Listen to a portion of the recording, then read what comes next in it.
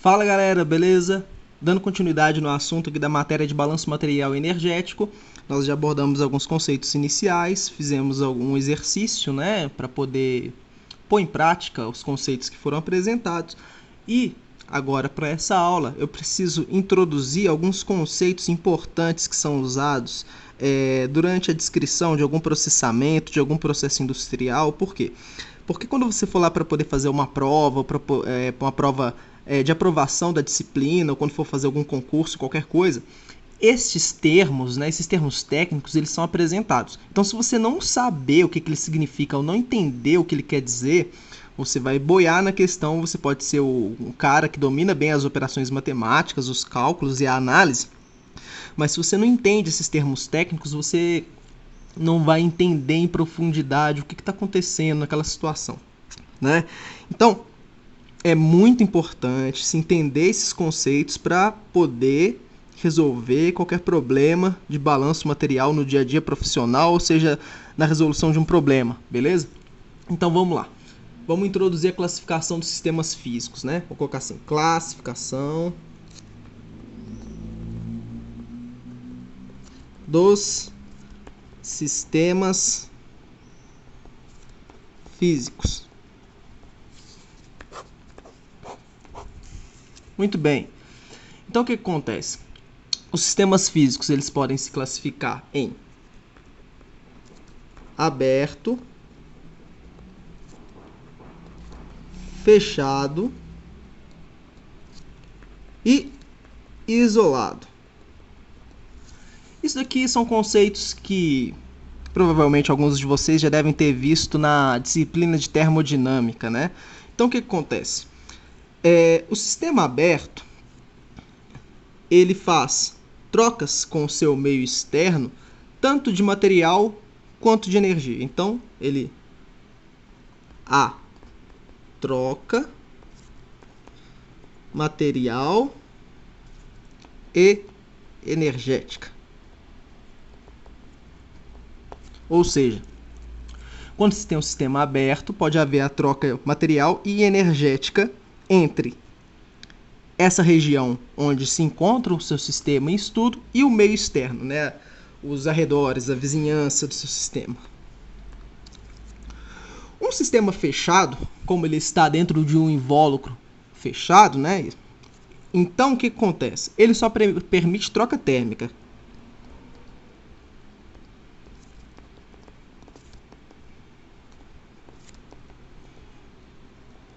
Igual, por exemplo, se você pudesse pegar algum recipiente, por exemplo, uma garrafa, certo? Você coloca água fervendo dentro dessa garrafa e você fecha ela.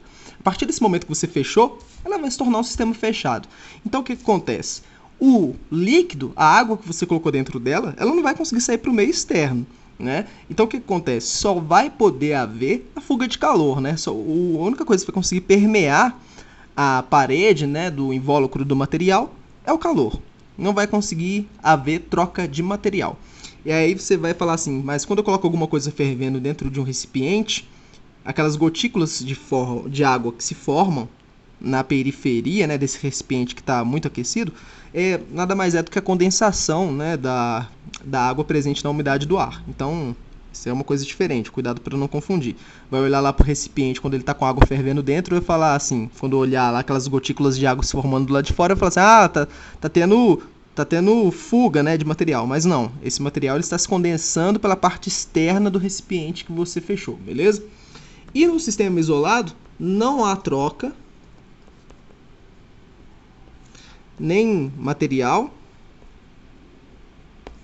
e nem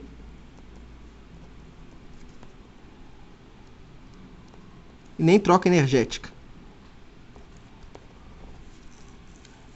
Beleza? Então vamos lá. No sistema aberto, há troca, ou pode haver a troca material e energética. No sistema fechado, só há troca térmica. E no sistema isolado, não há troca nem material e nem energética. E aí a gente está aí falando de sistema e tal, tudo isso daí. Vamos dar uma especificação melhor sobre o que é cada uma dessas coisas, né? Por exemplo, se você tem lá um tanque, certo? Você tem lá um tanque e dentro desse tanque tem um fluido. Tudo bem? Então, o que acontece? O sistema é onde você conduz os seus estudos. Esse é o seu sistema. Essa parede do material que envolve o fluido que está lá dentro é chamado de fronteira.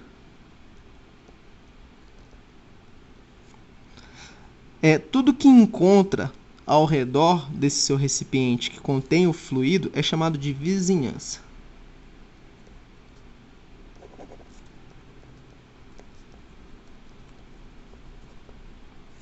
E o que abrange tudo isso é chamado de universo. Beleza? Então, só para a gente poder saber sobre o que se referem esses conceitos aí, para não ter confusão. Beleza? Então, essas são as 3 formas de sistema: aberto, fechado e isolado. Beleza? E, além disso, podem-se ter algumas outras informações. Por exemplo, eu posso ter o que se chama de sistema estacionário.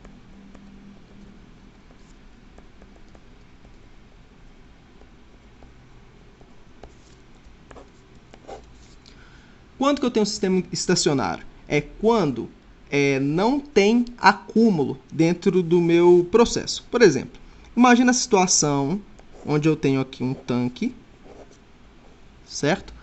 E aí esse tanque ele já tem uma quantidade de água aqui dentro. Tá bom? Ele já tem uma quantidade de água aqui dentro. E aí o que acontece? Vamos supor que você coloca aqui 10 litros por segundo e tira 10 litros por segundo. Ou seja, esse meu sistema ele vai ser estacionário porque o acúmulo aqui dentro não existe. A quantidade ela é constante. Por quê? A mesma quantidade de material que entra é a mesma quantidade de material que sai. Então, como não tem variação, né, das vazões, no caso, por exemplo, nem a vazão de saída é maior do que a de entrada e nem é menor, nem a somatória das vazões de saída é maior ou menor do que a somatória das vazões de entrada, então é estacionário. Esse nível de líquido não vai mudar. Então, eu tenho aqui um sistema estacionário. E eu também posso ter um sistema não estacionário.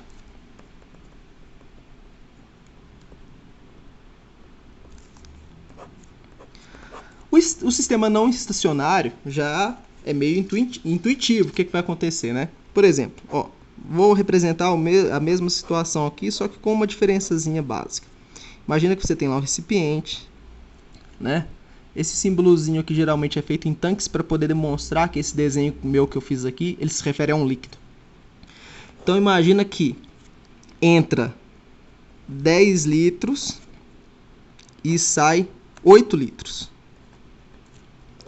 por segundo, né? O que vai acontecer? Como a minha vazão volumétrica de entrada é maior do que a minha vazão volumétrica de saída, né? A somatória das vazões volumétricas de entrada é maior do que a somatória das vazões volumétricas de saída, então vai ter um acúmulo,